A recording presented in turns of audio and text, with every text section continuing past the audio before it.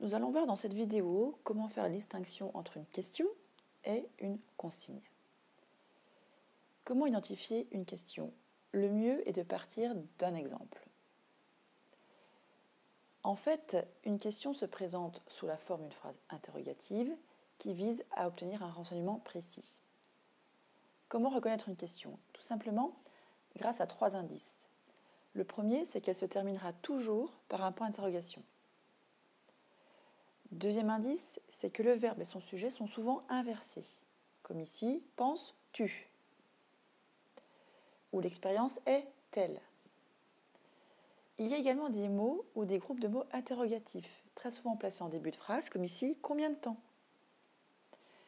On vient de dire que le verbe et son sujet peuvent être inversés.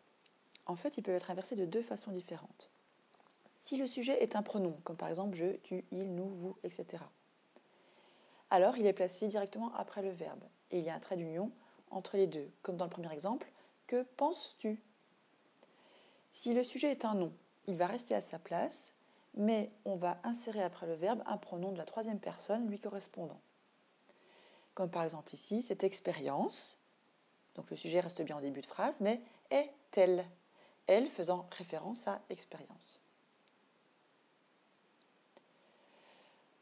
Voilà, j'espère qu'avec ces explications, vous aurez mieux compris ce qu'on appelle une question. Nous allons passer maintenant à la consigne.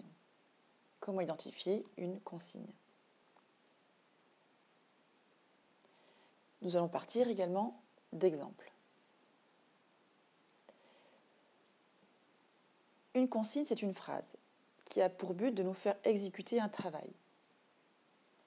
Une consigne, comme vous pouvez le voir ici, n'est jamais formulée sous une forme interrogative. Il n'y a donc pas de point d'interrogation à la fin de chacune de ces phrases. On va reconnaître une consigne par le fait que le verbe principal de la phrase est conjugué à l'impératif ou à l'infinitif. On pourra trouver également des consignes dont le verbe principal est à l'indicatif futur. Comme par exemple ici, schématiser et annoter l'expérience réalisée, c'est bien un ordre, c'est bien une demande précise, c'est bien un travail à faire. Ou bien vous schématiserez l'expérience. Je vous propose maintenant un exemple dans lequel il y a à la fois la question posée, puis la consigne correspondante et enfin la réponse. Cette réponse pouvant se trouver sous 2 formes, soit sous la forme d'une phrase, soit sous la forme d'une écriture dite codée. Voici la question. Quel est le volume d'eau contenu dans cette éprouvette graduée? C'est bien une forme interrogative.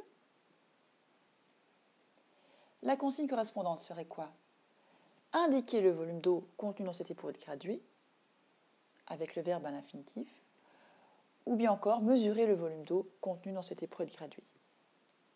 La réponse attendue. Eh bien, le volume d'eau contenu dans cette éprouvette graduée est de... Bon, là, il y a un exemple qui est donné, par exemple, tant de millilitres. L'écriture codée serait VO égale la valeur et l'unité correspondante. Je vous propose de réaliser un exercice pour lequel vous allez relever la question sur votre cahier et vous noterez donc la consigne correspondante. Première question. Quelle est la masse de sucre? Ou bien, quelle est la température de l'air de la pièce? À vous d'écrire les 2 consignes correspondantes.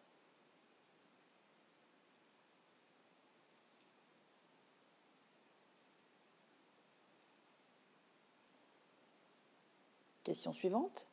Quelle est la distance entre Salins-les-Bains et Besançon?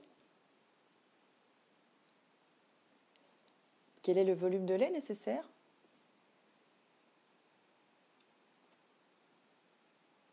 Combien y a-t-il d'éprouvettes graduées?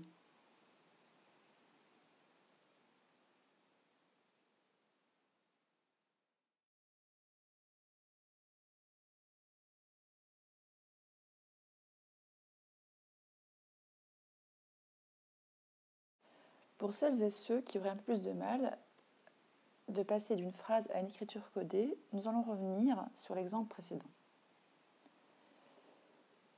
Si nous relisons cette phrase, le volume d'eau contenu dans cette éprouvette graduée est de 12 millilitres. Nous voyons ici que le volume peut être simplifié en utilisant seulement la lettre V majuscule. On précise de quel volume il s'agit, c'est-à-dire qu'on indique en indice, c'est-à-dire un peu plus petit, un peu plus bas que les lignes principales, eau. On aurait pu mettre également simplement la lettre E pour indiquer que c'était de l'eau. Et 2, nous traduisons ça par le symbole égal, le signe égal.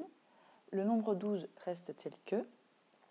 Et l'unité millilitre qui est écrite en toutes lettres dans la phrase, eh bien, est transcrit par simplement son symbole, c'est-à-dire petit m, grand L.